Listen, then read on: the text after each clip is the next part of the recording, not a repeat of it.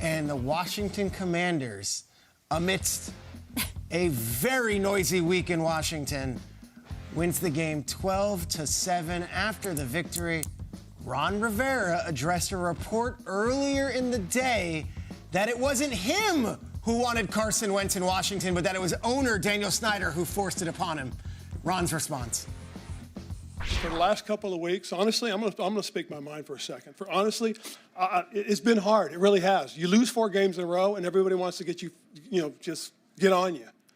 And they've played their off. They have. They played their off for everybody. They come out and they show up. They work hard. All right. They don't complain. Okay.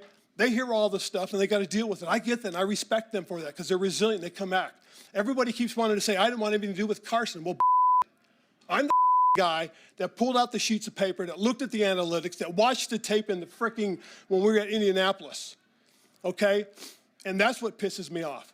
Because the young man doesn't deserve to have that all the time. I'm sorry, I'm done.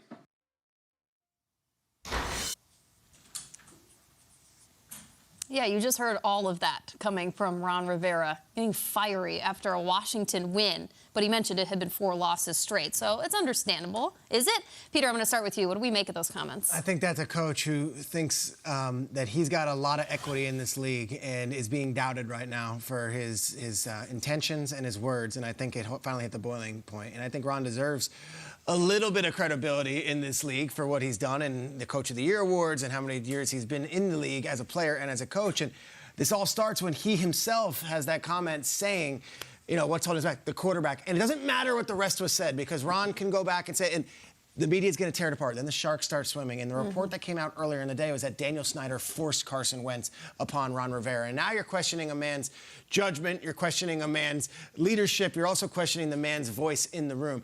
What I'm fascinated by is how do you move from that, which was supposed to be a joyous, celebratory press conference, to the rest of the season? You're 2-3 right now. Do the teammates around Carson Wentz galvanize and get their guys back? Do the players who look at Ron Rivera for leadership cues, do they look at him and say, that's our guy, he's got our back?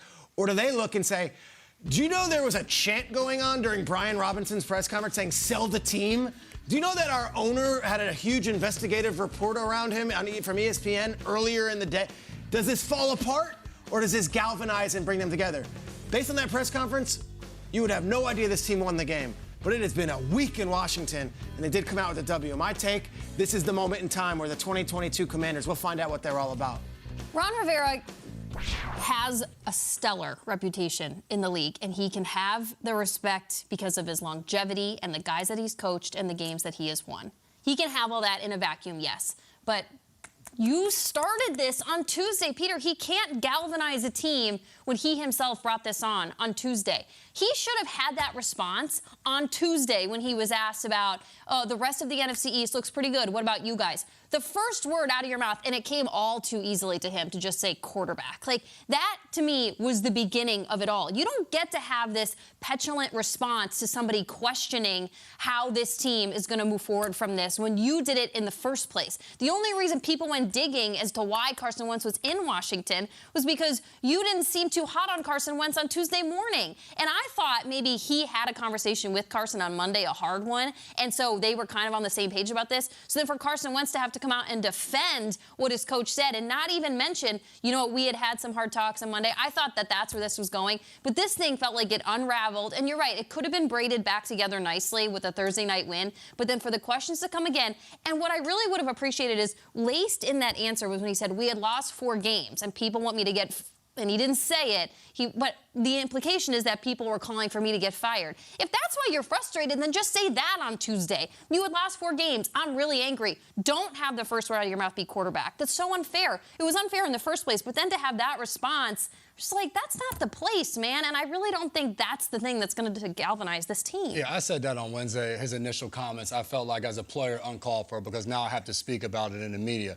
But my take on all of this, when you're on a football team, You're losing. There's things being said about ownership, about whether they wanted Carson Wentz. Is it falling apart? Absolutely. As a player in the locker room, like, I'm not worried about galvanizing, getting behind Ron Rivera to save his job. Like, no, like, at some point, this whole thing is going to blow up. If we continue to lose, not many of us are coming back. I'm going out there to play the game to secure my job in the NFL for the next season, regardless if it's going to be here because they start stuff over or whatever the case is, they want to bring me back because I'm performing, or if they clean house, there's another team, the 31 others that want to bring me in. So if I'm a player on that team, my main focus is I'm watching film this morning. All right, what did I look like in the game? How am I going to continue to get better to ensure that I have a job to take care of my family? All of the hoopla going on around me that I have absolutely no control over, I'm not going to put my time and energy into it. Yeah, let me just say this. I love Ron Rivera, and I love the fact that he's fired up after this. And you know why? Because to your point, Peter, this should have been a celebratory post-game press conference. They just won a game on the road at Soldier Field where Ron Rivera used to play. Yeah. All right, this was a homecoming of sorts for him. He won a Super Bowl ring with the '85 Bears. So for him to come back out after this win and not have it be about, hey, hard-fought win, let's talk about the game, celebrate the players. So I understand why he's fired up. I look at Ron Rivera standing up for Carson Wentz and saying, yeah, I wanted him here, because I look at Ron Rivera and the quarterback drama he's had to deal with throughout his tenure there. Take a look at all the quarterbacks that have started a game for Ron Rivera since he's been the head coach right there. Taylor Heineke, 15 games. Alex Smith won a division with him on basically one leg with 6 games. Dwayne Haskins was there, rest his soul. Kyle Allen breaks his ankle. Garrett Gilbert, Ryan Fitzpatrick played 16 snaps when he was supposed to be the starter for the entire season last year. So Ron Rivera's been through hell at the quarterback position. Now he's got a guy that he can rely on, that has some consistency. I talked around the summer, and he was like, I'm so excited. Carson is going to be so good for this team because he's going to provide leadership and stability at that position. And that's exactly what Carson has done in the locker room for Ron Rivera. Now, Jamie, to your point about why is he blaming the quarterback, I have no problem blaming the quarterback. Go ahead.